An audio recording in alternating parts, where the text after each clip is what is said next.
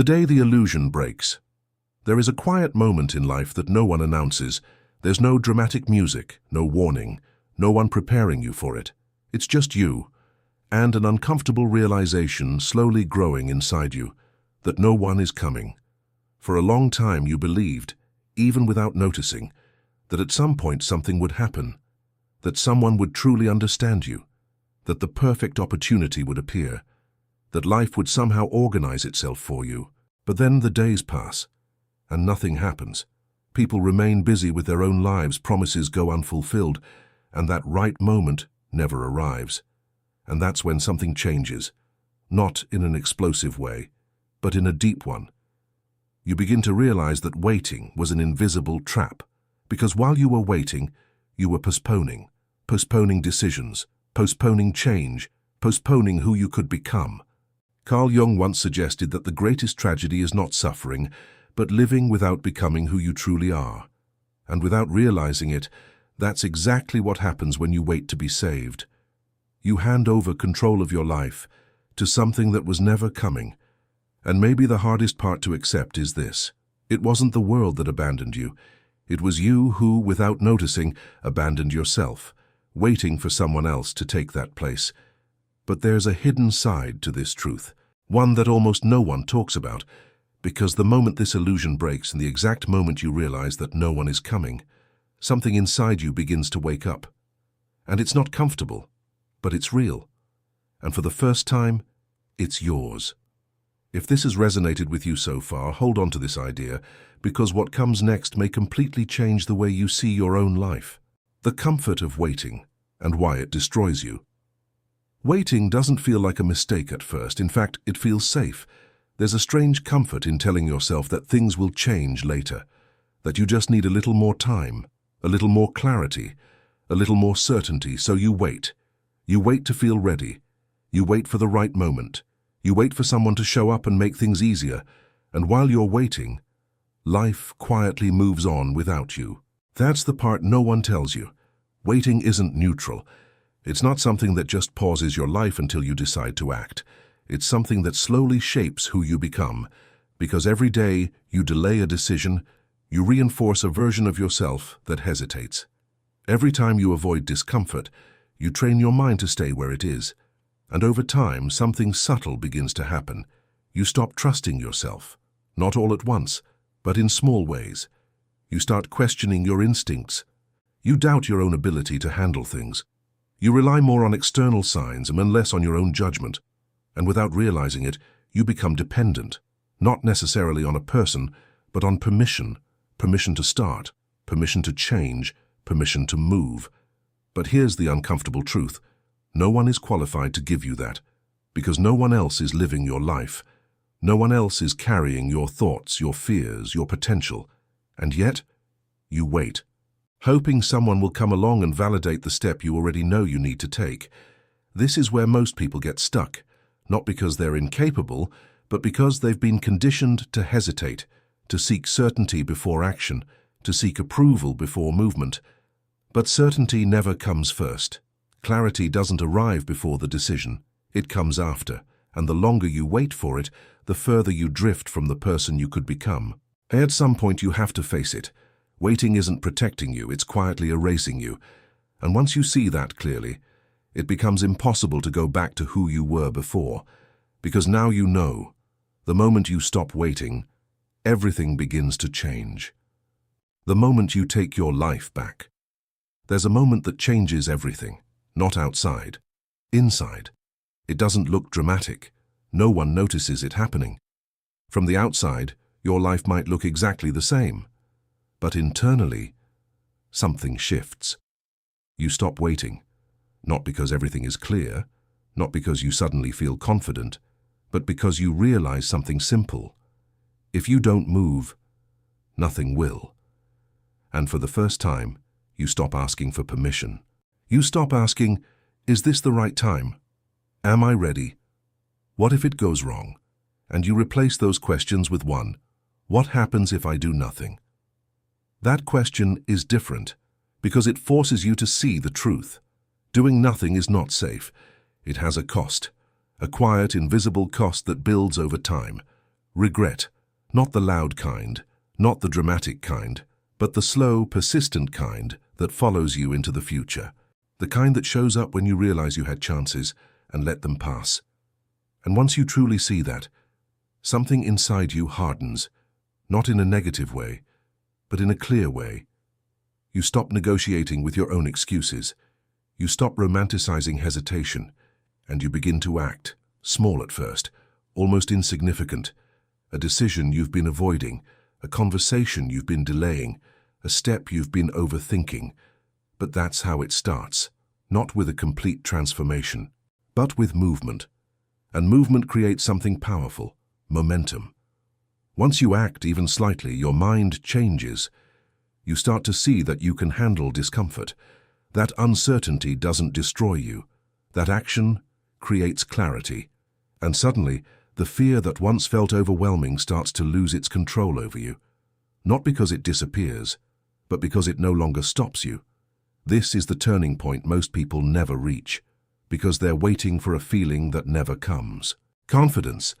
But confidence isn't what creates action. Action creates confidence, and the moment you understand that, you stop being controlled by what you feel and start being guided by what you choose. That's when your life begins to shift. Not all at once, but in a direction that finally belongs to you. Why people start to see you differently. Something strange begins to happen when you stop waiting. At first, nothing changes. The same people, the same environment, the same routines. But then, slowly, almost imperceptibly, the way people respond to you begins to shift. Not because you announced anything, not because you explained yourself, but because your energy is no longer the same. You're not as available as before, not as reactive, not as predictable. And that unsettles people. Because most interactions are built on patterns. People get used to how you respond, how quickly you reply, how easily you agree, how often you accommodate. And without realizing it, they begin to rely on that version of you. But now that version is gone. You pause before responding. You don't immediately say yes, you don't explain yourself as much, and suddenly people notice. Some become curious, some become distant, some even become uncomfortable. Because when you change, you break the silent agreements you had with others, agreements you never consciously made. The agreement to always be available, to always understand, to always adapt. And when you stop playing that role, people are forced to adjust. This is where many people give up. Because the discomfort doesn't just come from within, it comes from outside, from subtle reactions, from unexpected distance, from the feeling that something is off. And the temptation is strong, to go back, to become who you were, to restore the old balance, to make things feel normal again. But here's the truth. That normal was built on you abandoning yourself. And now, you see it. You see how much of your identity was shaped by how others expected you to be. And for the first time you face a choice, return to comfort or move forward into uncertainty.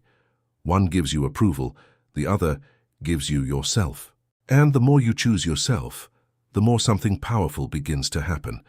People stop seeing you as someone they can easily influence and start seeing you as someone they don't fully understand. And strangely, that's where respect begins. The loneliness no one prepares you for. There's a side of change that no one talks about, not because it's rare, but because it's uncomfortable to admit. When you stop waiting, when you stop being who you used to be, you don't immediately feel powerful. You feel alone, not in the obvious sense. You can still be surrounded by people, still have conversations, still go through your routine. But something feels different, disconnected. Because you're no longer relating to the world in the same way you used to. The things that once distracted you don't work anymore. The conversations that once felt enough feel shallow. The patterns that once felt normal now feel limiting. And for a while there's a gap, a space between who you were and who you are becoming. And that space can feel empty. This is where most people turn back, not because they were wrong to change, but because they weren't prepared for this part. The silence, the distance, the feeling that you no longer fully belong to the version of life you once had. It's tempting to fill that space quickly, to go back to old habits, old connections, old versions of yourself, just to feel something familiar again. But that's the trap, because that discomfort has a purpose. It's not there to punish you, it's there to create space. Space for a new identity, a new way of thinking, a new standard for your life. And growth doesn't happen when everything feels comfortable. It happens in this exact phase, the one where you're no longer who you were, but not yet who you're becoming. If you can stay here, without rushing, without escaping, without going back, something begins to solidify inside you. A quiet strength, not loud, not performative, but stable. You start needing less validation, less approval, less reassurance, and for the first time, you feel something different, not excitement, not certainty, but grounding, like you're finally standing on something real. And that changes everything, because once you learn how to stand alone, you stop fearing what used to control you. And from that point on, you're no longer just changing your life. You're rebuilding it, on your own terms. The freedom that comes after. If you've made it this far, something inside you already knows. This isn't just an idea, it's a shift. Because once you truly understand that no one is coming, you stop living your life like something is missing. You stop waiting for the right person, the right moment, the perfect version of yourself, and you start moving as you are. Not perfectly, not fearlessly, but honestly. And that changes the way you experience everything. Decisions become clearer, not because they're easier, but because they're yours. You stop over-explaining yourself. You stop trying to be understood by everyone. You stop adjusting your life to fit expectations that were never yours to carry. And in that space, something unexpected appears. Freedom. Not the loud, dramatic kind, but a quiet kind. The kind that comes from knowing you are responsible for your direction. That no one else is going to live this life for you. And strangely, that's not heavy. It's relieving. Because once you accept that fully, you stop feeling stuck. You stop blaming circumstances, you stop waiting for external changes, and you realize even small actions matter, even imperfect steps move you forward. And that's where real confidence begins, not from having everything figured out, but from knowing you can handle what comes next. Now here's something worth thinking about. How much of your life have you been postponing, waiting for something that was never going to happen?